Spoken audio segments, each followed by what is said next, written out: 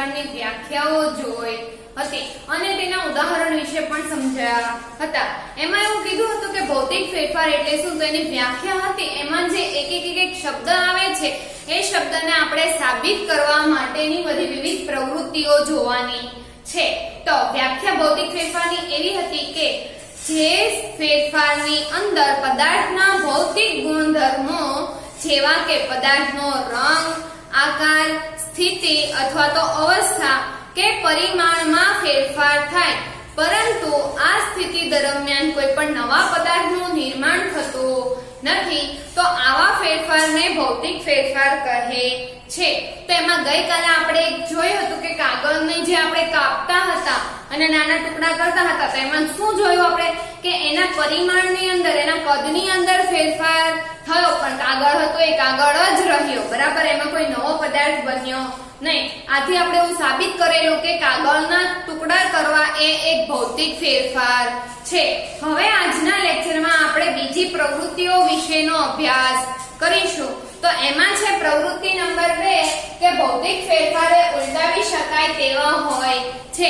આના આગળના લેક્ચરમાં સમજાવ્યું હતું કે મોટા ભાગના ભૌતિક ફેરફાર છે એ ઉલટાવી શકાય. ઉલટાવી શકાય એટલે કે એમાં ફરીથી જે સ્થિતિ થઈ હોય એ એક સ્થિતિમાંથી બીજી સ્થિતિમાં ગયું હોય તો બીજીમાંથી પહેલીમાં પણ ફરીથી આવી શકે.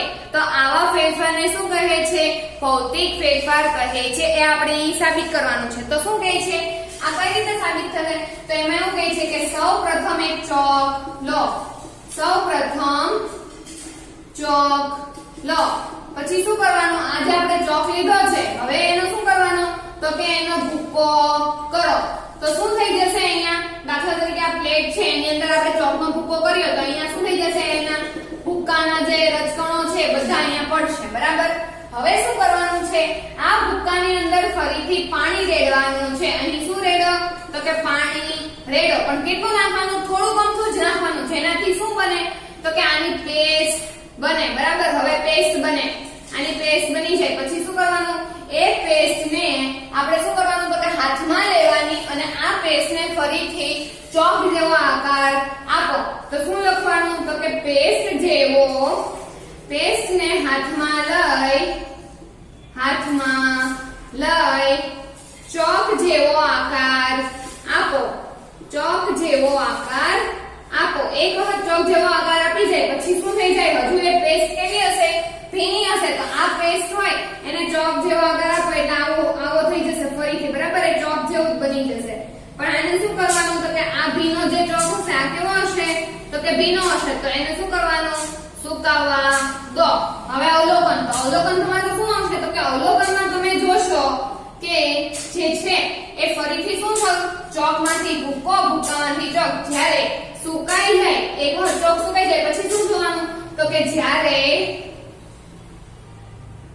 સુકાઈ ગયેલા ચોકનું અવલોકન કરીએ, ચોકનું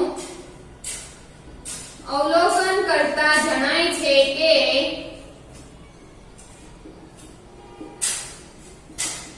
તે પહેલા હતો એવો જ છે, બરાબર. તો અહીં શું કહી શકાય આપણે નિર્ણયની અંદર? તો કે આ ભૌતિક ફેરફાર. આ શું થયો? ભૌતિક ફેરફાર. શું થયું? અહીંયા સૌપ્રથમ પહેલા ચોક હતો, પછી એનો ભૂકો કર્યો, બરાબર. આ શું થઈ ગયો? ભૂકો. અને ફરીથી જ્યારે એને ભીનો કરી અને પાછો સુકાવા દીધો તો શું થઈ ગયો? ફરીથી એ શું બની જાય છે? ચોક બને છે. આમ આ જે ફેરફાર છે ભૌતિક ફેરફાર હોય, બરાબર. અહીં શું કોઈ નવો પદાર્થ બન્યો? તો કે ના. અહીં ચોકમાંથી ફરીથી ચોક જ બને છે, કોઈ નવા પદાર્થનું નિર્માણ થતું નથી. આથી ભૌતિક ફેરફાર કેવા હોય છે? ઉલટાવી શકાય તેવા હોય છે. ચોકમાંથી ફરીથી ચોક બન્યો એટલે કેવો ફેરફાર થયો? ઉલટાવી શકાય. આથી આપણે એવું કહી શકીએ કે આમ સાબિત થાય છે કે આમ આપણો નિર્ણય શું આવશે? તો કે નિર્ણયની અંદર આવશે આ જ સેમ કે આ રીતે આપણે સાબિત કરી શકીએ છીએ. આ જ તમારો નિર્ણય આવી જશે કે મોટા ભાગના ભૌતિક ફેરફારો ઉલટાવી શકાય તેવા હોય છે. હવે આપણે જોઈએ પ્રવૃત્તિ નંબર 3.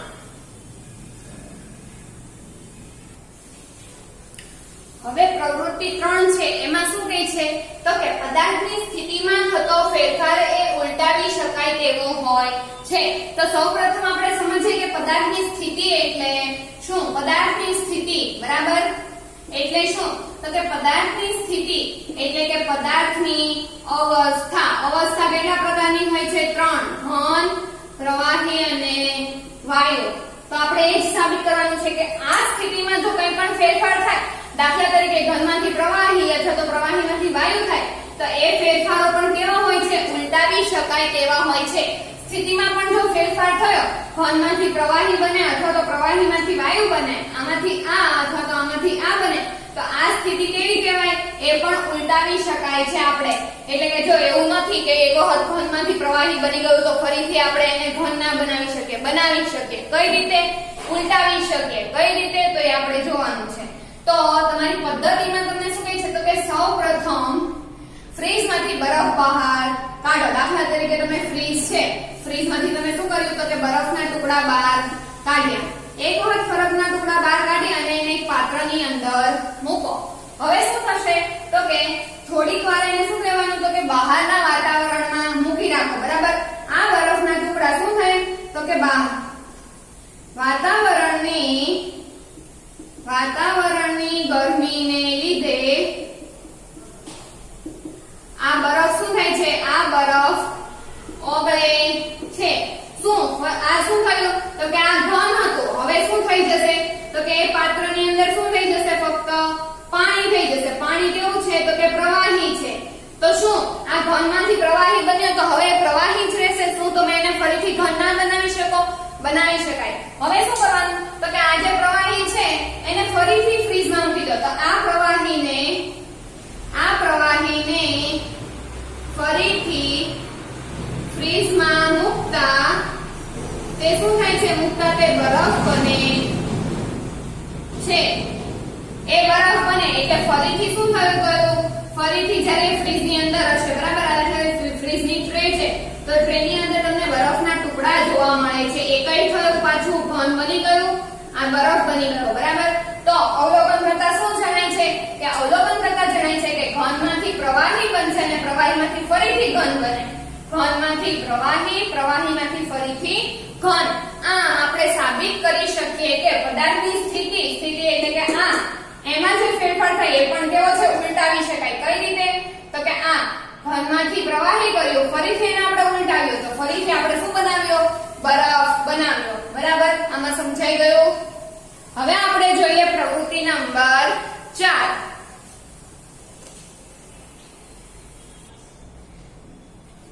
હવે આપણે જોઈએ પ્રવૃત્તિ નંબર જે 4 છે. પ્રવૃત્તિ નંબર 4 ની અંદર એવું કહે છે, એનો હેતુ એવું છે કે પદાર્થની સ્થિતિમાં થતો ફેરફાર એ ભૌતિક ફેરફાર છે તે દર્શાવો. તો આપણને ખબર છે કે ભૌતિક ફેરફારની મુખ્ય લાક્ષણિકતા શું છે તો કે ભૌતિક ફેરફારની અંદર કોઈ પણ નવો પદાર્થ બનતો નથી. ફક્ત શું ફેરફાર થાય? કાં તો એના આકાર, એના રંગ અથવા તો એની અવસ્થામાં ફેરફાર થાય. આપણને અહીંયા કહી દીધું છે કે તમારા અવસ્થામાં થતો ફેરફાર છે એ ભૌતિક ફેરફાર છે એવું દર્શાવવાનું છે. તમને બે ગુણધર્મોમાં તો આપી દીધા કે પદાર્થની સ્થિતિ તો આપી દીધી છે તમને. બરાબર. એ સ્થિતિમાં જો ફેરફાર થાય તો એ ભૌતિક છે. ફક્ત આપણે સાબિત કરવાનું છે. તો એના માટે શું કરવાનું તો કે સૌપ્રથમ એક પાત્રમાં પાણી લો. એક પાત્રમાં પાણી લો. દાખલા તરીકે તમે જ્યારે આ પાત્ર છે, પાત્રની અંદર અહીંયા પાણી લઈ લીધું. બરાબર. એક પાત્રની અંદર પાણી લો અને એ પાણીને શું કરવાનું છે તો કે એને ગેસ ઉપર મૂકી અને આ પાણીને ગરમ કરો. બરાબર. આ અત્યારે કેવું છે? પાણી છે. એટલે કઈ સ્થિતિ થઈ તો કે આ જે છે પ્રવાહી સ્થિતિ થઈ. અવસ્થા એટલે શું સમજીએ આપણે. હવે એને તમે ગરમ કરશો તો શું થશે? એને ગરમ કરતા એ શું બનાવે છે તો કે વરાળ બનાવે છે. તો આ શું થઈ ગઈ તમારી? વરાળ. વરાળ છે કેવું સ્વરૂપ છે? પદાર્થની કઈ સ્થિતિ છે? વાયુ સ્થિતિ છે. હવે શું કરવાનું છે તો કે આની ઉપર આ જે પાત્રમાંથી વરાળ નીકળતી હોય એની ઉપર શું કરવાનું છે? એક પ્લેટ રાખવાની છે. એ પ્લેટ કેવી આમ હાથાવાળી હોવી જોઈએ અને પ્લેટ પકડીને ઊભું રહેવાનું થોડીક વાર સુધી. પછી ગેસ બંધ કરી દેવાનો. થોડી વાર પછી તમારે અવલોકન કરવાનું. તમને શું જણાશે? તો અવલોકન કરતા તમને શું જણાય તો એ લખીએ આપણે. અવલોકન અવલોકન કરતા જણાય છે કે પ્લેટ ઉપર પાણીના ટીપા બાજી જાય છે. તો અહીંયા શું થાય, આ વરાળ છે પ્લેટ ઉપર જાય અને ત્યાં શું થાય છે, વરાળ ઠંડી પડે છે. ઠંડી પડે તો આ ફરીથી શું થઈ જાય, અહીંયા પાણીના ટીપા આવી જાય. બરાબર, એને શું કહે, પાણીના ટીપા બાજી જવા. આ શું છે, પાણીના ટીપા. પાણીના ટીપા શું છે, પોતે પ્રવાહી. તો અહીં શું થયું, પ્રવાહીમાંથી પહેલા સ્ટેપમાં વાયુ બન્યું, જ્યારે બીજા સ્ટેપની અંદર ફરીથી શું બની જાય છે, પ્રવાહી બની જાય છે. આ આપણે નિર્ણયમાં એવું કરી શકીએ કે પદાર્થની સ્થિતિ ભલે, અહીંયા શું છે, પદાર્થની સ્થિતિ પાણીમાંથી વરાળ, વરાળમાંથી પાણી. તો એ જે પદાર્થની સ્થિતિમાં થતો ફેરફાર છે એ કેવો ફેરફાર છે, ભૌતિક ફેરફાર. શા માટે ભૌતિક ફેરફાર, તો કે અહીં ફક્ત પાણી જ રહે છે. જુઓ, પાણી, વરાળ, પાણી, કોઈ નવો પદાર્થ બનતો નથી. પાણીમાંથી શું કોઈ દૂધ બની જાય છે, પાણીમાંથી પનીર બને છે, તો કે ના, પાણીનું પાણી જ રહે છે. એટલા માટે એને આપણે શું કહીએ, ભૌતિક ફેરફાર કહે છે. કારણ તો કે અહીં કોઈ નવા પદાર્થનું નિર્માણ થતું નથી. હવે આપણે જોઈએ પ્રવૃત્તિ નંબર 5. ચલો, પ્રવૃત્તિ નંબર 5 માં શું કહે છે, તો કે ધાતુને ગરમ કરવાથી, ધાતુ એટલે શું, તો કે લોખંડ, એલ્યુમિનિયમ, સ્ટેનલેસ સ્ટીલ, બરાબર, સોનું, ચાંદી, તાંબુ, પિત્તળ, આ બધા શું છે, તો કે ધાતુ છે. એ ધાતુને ગરમ કરવાથી એના શું થાય છે, રંગમાં ફેરફાર થાય છે. બરાબર, તો એ રંગમાં થતો ફેરફાર ભૌતિક ફેરફાર છે. તે આપણે સાબિત કરવાનું છે કે કઈ રીતે. બરાબર, તમને ખબર હશે કે કરવતી શું છે, તો આમાં આપણે જોવાનું છે. કરવતી લાકડા કાપવા માટે વપરાય. કેવી હશે, તો કે અહીંયા એનો હાથો હશે, અહીંયાથી સીધી હશે, જ્યારે એનો નીચેનો ભાગ છે આવો હશે. જે શું કાપવા વપરાય છે, તો કે લાકડા કાપવા માટે વપરાય છે. તો આ શું છે, કરવતી છે. તો આપણે આ પ્રવૃત્તિની અંદર શું કરવાનું છે, આ કરવતી છે શેની બનેલી હશે, તો કે લોખંડ. લોખંડ શું છે, તો કે ધાતુ છે. હવે આને શું કરવાનું છે, તો કે ધાતુને ગરમ કરવાથી અહીંયા, બરાબર, તો શું કરવાનું, આ કરવતી હોય એને અહીંયા ગેસ ઉપર મૂકી દેવાની અને શું થવા દેવાની, એને ગરમ થવા દેવાની. ગરમ થવા દેશો તો પછી તમને શું દેખાશે, તો અવલોકન કરતા તમને જણાય કે કરવતીને ખૂબ ગરમ કરો તો શું થશે, કરવતીને ગરમ કરવાથી તેમાં રંગમાં ફેરફાર થાય છે. આ રંગમાં ફેરફાર થાય છે એટલે શું, કે અહીંયા જે કરવતી હશે આગળના ભાગે આટલો ભાગ કેવો થઈ ગયો હશે, તો કે આગળનો ભાગ લાલ રંગનો થઈ ગયો હશે. અહીંયા કેવી હશે કરવતી, કથ્થઈ રંગની. કેમ, તો કે લોખંડ છે એટલે કથ્થઈ રંગ જેવો હશે. બરાબર, હવે એને ગરમ કરશો તો એ શું થઈ જાય છે, તો કે લાલ રંગની બને છે. પરંતુ એ કરવતીને થોડાક વાર પછી તમે ઠંડી પડવા દેશો તો ફરીથી એ શું થઈ જશે, તો કે આ લાલ રંગને બદલે ફરીથી કેવા રંગની થઈ જાય છે, કથ્થાઈ રંગની થઈ જાય છે. તો અહીં ફક્ત શું ફેરફાર થયો, કરવતીમાંથી શું કઈ હથોડી બની ગઈ, તો કે ના, કરવતીમાંથી થેલી બની, તો કે ના, કરવતીનું શું રહ્યું, કરવતી જ રહ્યું.